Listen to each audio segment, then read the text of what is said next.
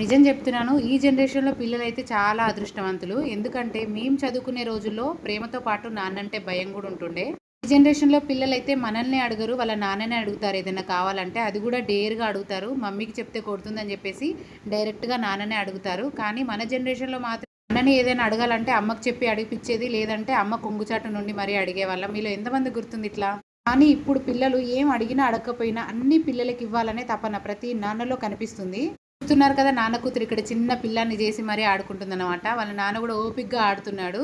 ఏ తల్లిదండ్రులైనా సరే మనం పొందలేని చిన్న చిన్న సంతోషాలు పిల్లలకివ్వాలని జూస్తారు. మన జనరేషన్‌లో అయితే ఏ సెలబ్రేషన్ చేసుకోకపోతుండే. కానీ ఇప్పుడున్న పిల్లలకి ప్రతి ఒక్కటి అకేషన్‌గా మార్చి అలాగే ప్రతి ఒక్కటి సెలబ్రేట్ జేస్తున్నాము. అందుకే అన్నాను ఈ జనరేషన్‌లో పిల్లలు చాలా అదృష్టవంతులని జెప్పేసి.